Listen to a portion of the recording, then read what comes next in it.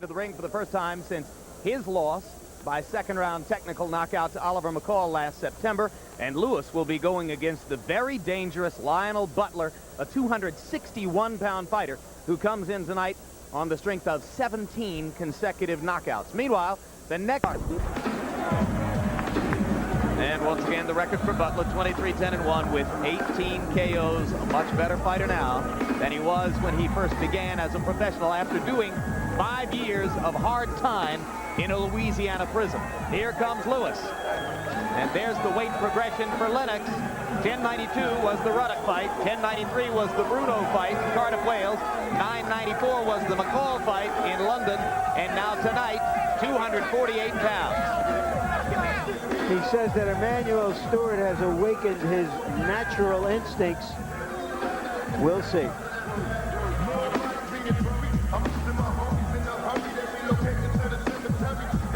Emanuel Stewart trained Evander Holyfield to his upset victory over Riddick Bowe, and then trained McCall, as we've mentioned, to his victory over Lewis. Also did some work with Julio Cesar Chavez in between.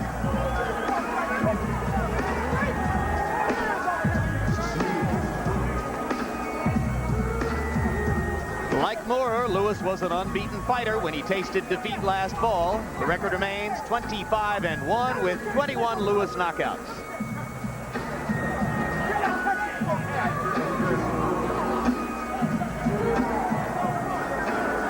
You got the mouthpiece?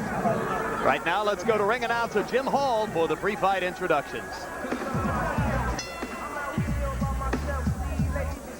Good evening, ladies and gentlemen. Main Events and Panix Promotions, in association with Don Chargan Productions, along with your undisputed, undefeated King of Beers, Budweiser, this Bud's for you, present 12 rounds of boxing in the heavyweight division. This is a WBC heavyweight title eliminator bout. It's sanctioned by the World Boxing Council President Jose Suleiman, Supervisor Kaila Ngola, and by the California State Athletic Commission Chairman William Eastman, Vice Chairman Willie Buchanan, and Executive Officer Richard DeCure. Our physicians at ringside are Dr. Robert Carnes, Dr. Adam Carnes, and Dr. Van Buren Lemons. Our timekeeper is Stanley Gordon. The scoring for tonight's bout will be done on the 10-point must system. And the 3 judges assigned at ringside are Angel Guzman, Chuck Hassett, and Larry O'Connell. And when the bell rings, the man in charge of the action is referee Marty Denkin. And now, ladies and gentlemen, from Sacramento, California, this is our WBC heavyweight title elimination bout. Introducing first in the red corner, wearing red, trimmed in white. He weighed in at 261 pounds. His professional record is 23 wins, 10 losses, and 1 draw with 18 wins by knockout.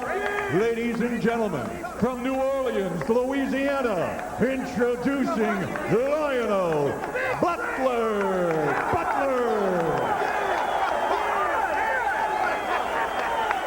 And fighting out of the blue corner, wearing black, he weighed in at 248 pounds. His professional record is 25 wins, 1 loss, with 21 wins by knockout. Ladies and gentlemen, from East London, England, presenting the former heavyweight champion of the world, Lennox Lewis. Come on, big man. Everybody out. Everybody out but one. Everybody out but one. Everybody out by one. Okay, gentlemen, I told you your responsibilities, and I told you what mine is. Let's all do our job properly, okay? Good luck to both of you. Shake hands. The expectation is that Butler will rush Lewis. The question is, can Lewis hold him off until midway through the fight, when his conditioning should be better than Butler's? Something is going to happen quick, I feel. Referee Marty Denkin taking a little extra time to knock a towel off the ropes in Lewis's corner. Now he's ready. As Denkin gave instructions, Pepe Correa, Lennox Lewis's former trainer, stared at the former champion with hatred in his eyes, but couldn't get eye contact in return. Lennox was looking at his man, Lionel Butler. Lewis starts out throwing the jab after Butler's 2 initial charges don't gain contact, and now here comes Butler bulling in again. As Larry mentioned, George, Butler doesn't throw jabs. He just wants to get in your chest and wreak havoc. Yeah, Lennox Lewis, I heard his trainer said he needs a lot of head movement. He doesn't even need his head down that far. He should take advantage of his height, stand a little straighter up, and just do like a bull and a matador. Just stand there and move this guy, wave him out. Butler lands a right hand, and now Lewis comes back with a right cross and a right uppercut. And Lennox will have to discipline himself not to get dragged into a brawl. He shouldn't be moving at all. He should stand right there and just act as a matador. Okay, jab, wait until he rushes, move him slightly to the side. I thought that punch by Butler might have dazed Lewis for a moment. And it gave Lewis a wake-up call, too. Say, I better hit this guy rather than waiting for him.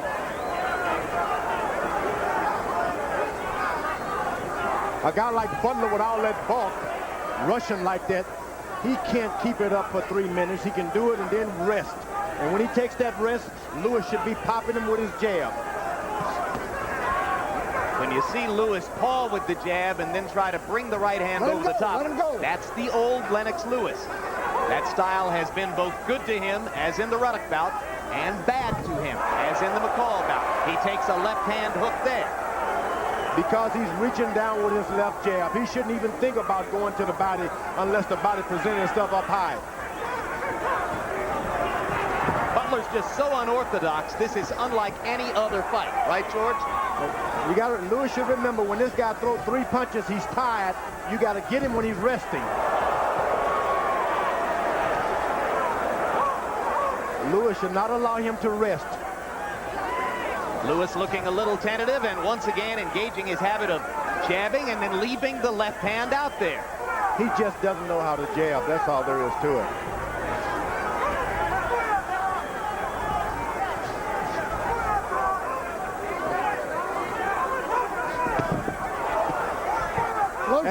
Close your glove.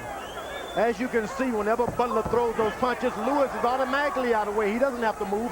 His height is his greatest preventative. He doesn't need to run and hide. Probably his greatest defense, huh? His height is his greatest defense.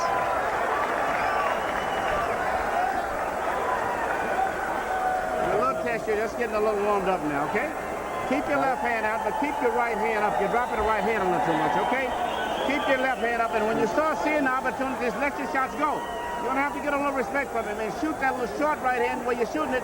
You're not going to get hit because there's no room for it. You understand? You can't catch you out here. Just keep shooting the little short shots in there. But see, you're giving him a little too much leeway now. When he pulls back and he cuts off, started going to him a little bit. You understand? Deep breath again. Hit him on the heart. Don't try to hit him in the head. Deep breath. Come on, talk to me, baby. Deep breath. Hit him right in the heart. I got you, Champion. Got me? Okay, I can't get it. Okay. Go now. Hit him right in the heart, champ. The jab him in the heart. That's all you got to do. The overhand right to get him. Overhand right off the jab. Got me? Overhand right off the jab. You got your boy. Make sure you step in with it. Go, Lionel. Move it out, Lionel. Lennox Lewis worked mostly off the jab in round 1 through only 6 power shots.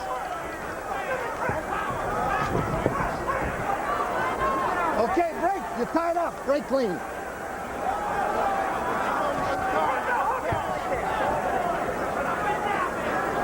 Tall man like Lennox Lewis should never bend his knees that much.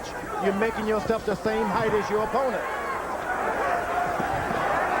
Lewis punching down with the hard right hand. Butler pulling in and tying him up again.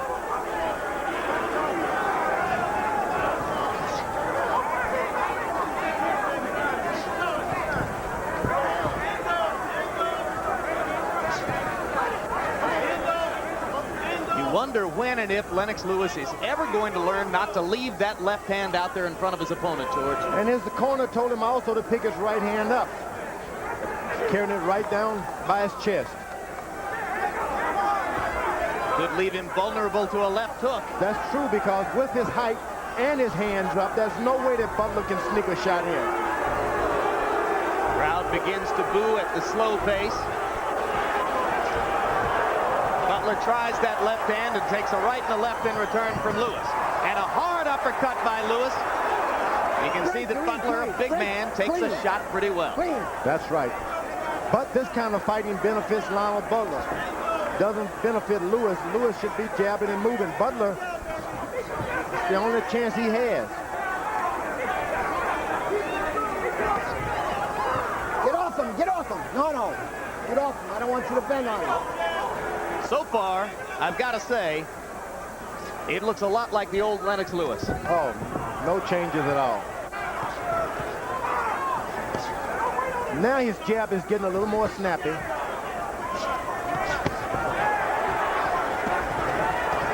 Lionel Butler relying on sheer aggression. Punch out of it, you're clean.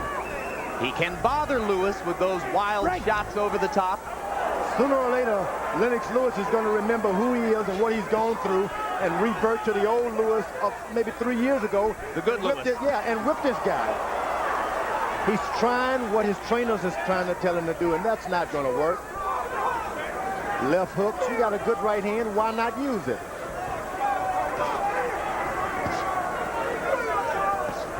So you want him to go back to just using his size and his athletic skills. And his height. Look at this foolishness. Here's a fine fighter with a fine record, an Olympic champion. So you think he's gradually talking himself out of being great? Yeah, he is a great fighter. Use it. Be great.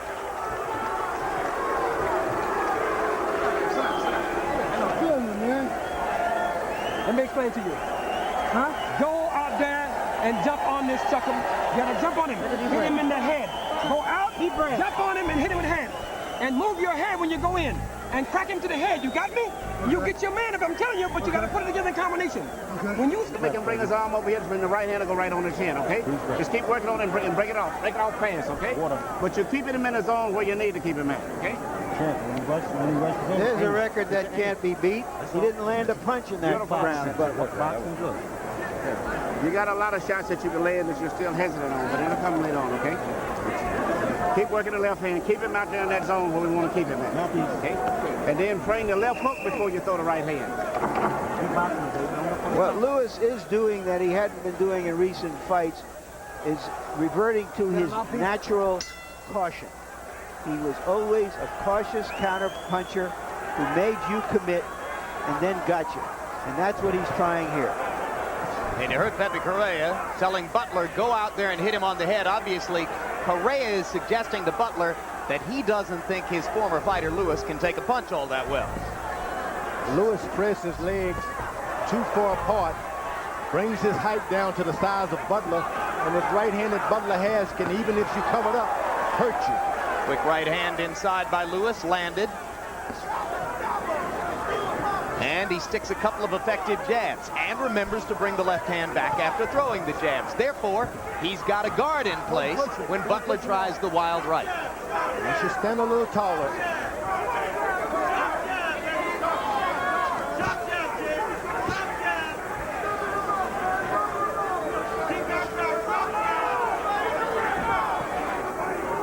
Hard to tell whether the crowd is booing Lewis or booing Butler for the absence of activity. Well, Butler is doing what he does best. He throws a few shots, then he rests up and get ready to throw some more. But against most opponents, he's busier than this, George. And Lewis has been able to, that long reach, you just can't gauge how far he is away from you, and that's throwing him off a little bit. Once again, Lewis comes with the right uppercut.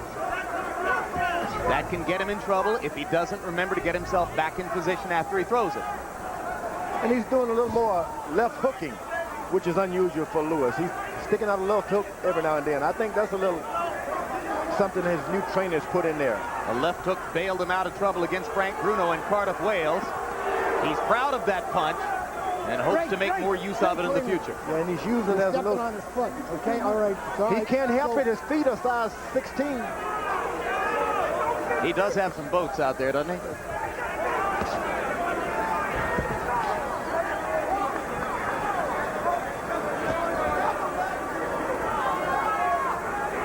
Starting to drop his hand already now.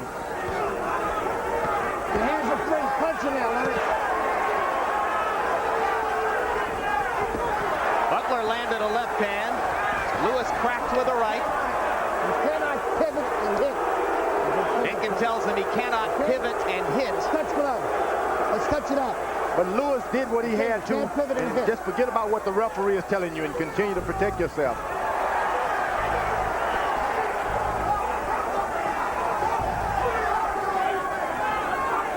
Lewis looking a little more confident in there now than was the case in the first 2 rounds. George, what does the referee mean when you can't pivot and hit? I never heard that one Well, before. he did. He spinned him. He caught him behind the back to spin him out of the way, and it looked like he hit him, but only he was getting out of the way. The referee, I don't know what he was talking about either. And you're right, Lewis should ignore it. Should ignore it. It's the way to get out of harm's way. No, you got to start going over top with your shots. Put that stick hard, downstairs, and as soon as you do, hit with the overhand right and come right back with the hook. You've got to start beating this boy up. If you don't beat him up, you're letting him get away. You understand? Beat him to the body when you get inside close. Look, inside close, going through this. You got to go through. He's not allowed to do that and spin. You can spin him, but you can't hit him, okay? Okay. Fighting good. After this here round, we're going to start taking the tunnel a little bit more. All right. Because he's slowing down. Keep your right hand up. Your biggest mistake is your right hand is too low.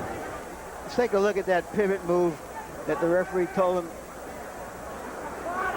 Yeah, the mistake was to do it and throw a punch. No big deal. But he was escaping. That was a great. That's the first time I've seen him use a spin. So far, the best thing that Lionel Butler has been doing, if you'll pardon the expression, is getting cracked. Beautiful, Larry. Round 4 begins. Second half of our heavyweight doubleheader this evening. Lionel Butler lands a left hook and comes chasing in to try to follow it. Lennox Lewis in the black trunks, Lionel Butler in the red. Michael Moore scored a unanimous decision victory over Melvin Foster in the first half of our doubleheader. If Lewis would only use his left jab to a little better, making the fight hard because he's not snapping his jab. Would you like to train him, George? Boy, I could really help this kid out. Break. Get out. Of 133 punches thrown by Lewis in the first 3 rounds, 100 were jabs. Butler just not busy enough so far. Only 24 punches per round in the first 3. He's been a little bit more active now in the first minute of round 4.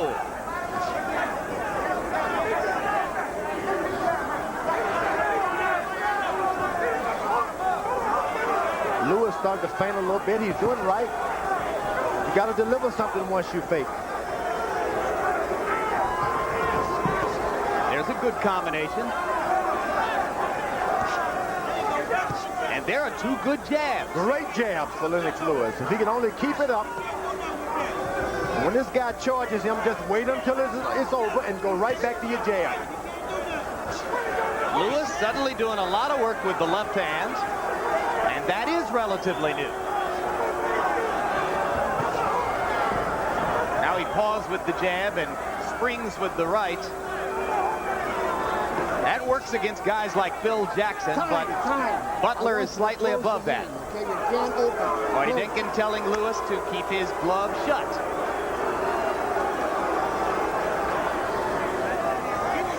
Lewis started to pick his right hand a little better. Butler takes a better punch than I thought. He's taking some hard shots.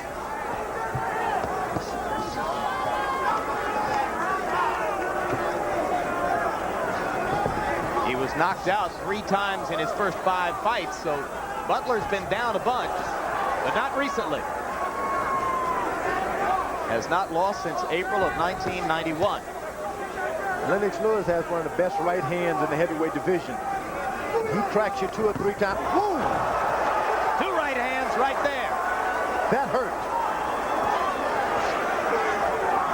When you're hit with one of Lennox Lewis' right hands, you are hit. You stand on your feet, that means you are a natural man. And Butler is trying to present the impression that he wasn't hurt, and Lewis isn't aggressive about trying to finish. No, he's being cautious. And that's the natural caution of Lennox Lewis that Larry talked about before. And that has served him in good stead to this point. Sit down, sit down, sit down. Sit down. Sit down. Come on, right here.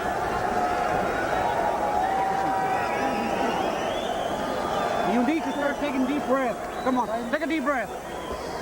Give me some air. Give me some air. What I told you was the truth. I told you that if you went out there and you slipped his jab and threw the hook right there, right? You did it. But you got to keep it up. You didn't think I was going Take to a miss look at the that pivot big right punch, hand did by you? Lennox Lewis. Boy, there's not many guys that can take a punch like that. So this is one naturally powerful man. And then he took a second one that looked even harder, and a third one. But he's getting tired, and that's what Emmanuel Stewart has been waiting for. Jab, jab, keep it right there. When you see your shot, let the shot go all the way. And let's pick it up, push him a little bit now. He's been running there. Keep the punches sharp. He's not going to push him and keep hitting up there. Let's pick up the tempo. In round 4, by punch stat numbers, Butler only tried 13 punches. Lewis landed 31 out of 55. So All right. if the judges are looking for effective aggression, it is so far coming from only one fighter. Round 5 begins. Another hard right hand, and down goes Butler. 3, 4, you all right? 5, get your hands up. 6, 7, 8. Come on over here. Right there. Well, that was a right hand lead, George, and it was a pretty good idea. And the thing about it, Lewis just got to revert to what he was doing originally. Don't go trying to finish this guy, because that's his hope, is to get him in the exchange. Go back, do it again. Don't start mixing it up. He starts to paw with the left. That's a bad habit that Stewart is going to have to work on. But when he paws with that left, it's because he's looking to land the howitzer over the top with the right. He just missed it there. He's had that since he was an amateur. Hold it, hold it. Great. Watch the hitting behind there. That's a push, but a pretty doggone effective one. Yep, and he should be able to push a guy when he's running to him like that. Next time you push him, I'm going to take a point away. I'll push him. But Dinkins says he'll take a point away if Lennox does it again. Yeah, but that was a way to get this guy. He ran into him like a horse. I've never heard a referee talk so much in the ring in my life. What is Marty Dinkins doing? I can tell you this is the greatest state in the world as far as the athletic commission is concerned. They give you a good, strict examination before they allow you to fight. But referees, let's see. They also drug test the fighters sometimes after a fight. That's wonderful, too. And they will drug test Butler and Lewis tonight. I asked Rich DeQueer of the California State Athletic Commission, are you going to drug test Butler? He said, hey, given Butler's history, wouldn't you test him? Well, this is the best state to be examined in, just for your own general health. Lennox Lewis is dominating this 5th round, and Lionel Butler isn't putting up much aggression in return. And Lewis is being cautious. He throws a right hand and then steps back. That's wonderful. You like it, huh? I love it. And a left jab. Lennox Lewis has always had this in him. Now, keep your right hand up.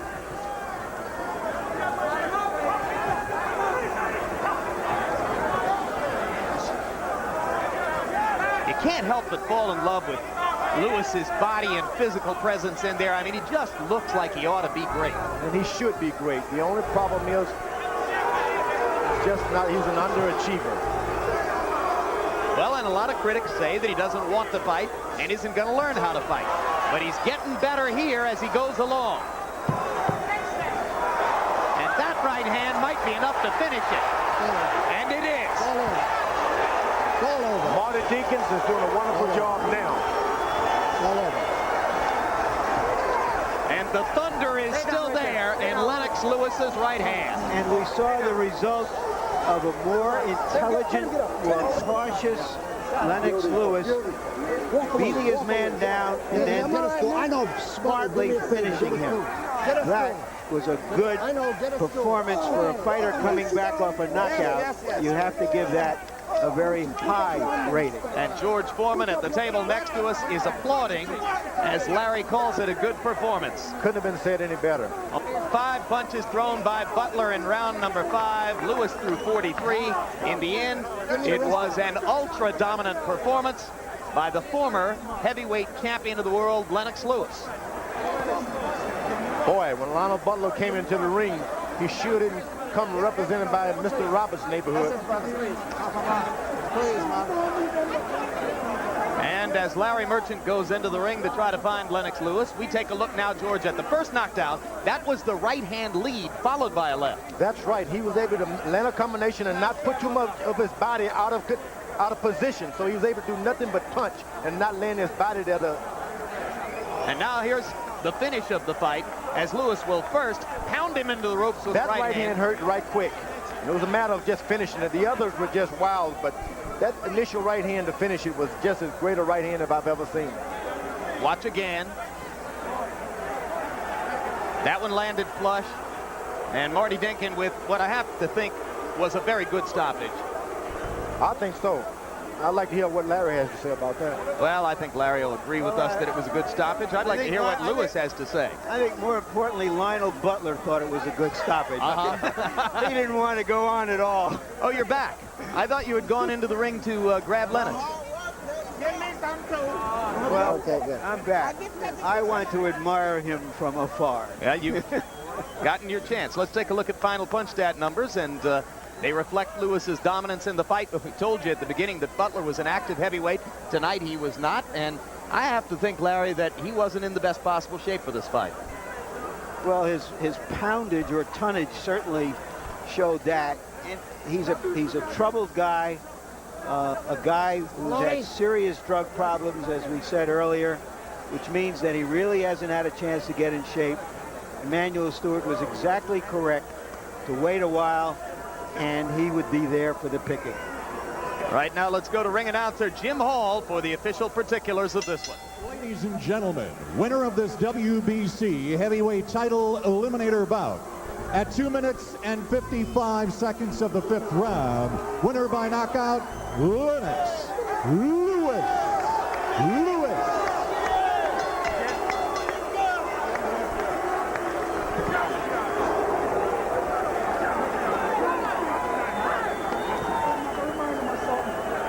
So Lennox Lewis with a comeback victory 8 months after the surprise loss to Oliver McCall, and Lewis refurbishes some of his credentials, at least in the eyes of the people I'm working with here tonight, with this knockout effort against Lionel Butler. 248 pounds. You had to wonder whether he was in the best possible shape and ready to fight. And George Foreman, I've got to say that the extra poundage didn't look all that bad on Lennox Lewis. Lennox Lewis got this punching power. All he needs is a little more confidence. This guy can rule the heavyweight division for a long time with that extra reach he has. Now, he's going to say at some point that he'd like to have a shot at George Foreman, too. Well, he's not old enough yet. That's one good excuse. There are lots of other people in line ahead of Lewis, to be honest, at this point, right? Well, right now I think they are, but this guy, I'm glad to see that HBO is presenting some of the best heavyweights in the world. I couldn't have had a better time watching some of the best heavyweights tonight. I really enjoyed it. Well, and positive signs for both Moore and Lennox Lewis, particularly for Lewis, Larry, who had to banish, exercise, if you will, some of the demons with that victory tonight. Yeah, and I think we ought to give some credit to Emanuel Stewart. He's on a heck of a run. I mean, to bring back Evander Holyfield the way he did, to beat Bo, to bring back the man from no place who beat Lewis out of his championship, and now to bring Lewis back, that's a terrific achievement for a trainer. One of the things that he wanted to do was to take him to the Kronk Gymnasium up in Detroit and get him surrounded by some of that mean streets kind of stuff. And Stewart said, I don't want this kid to be a chess player anymore. We all know that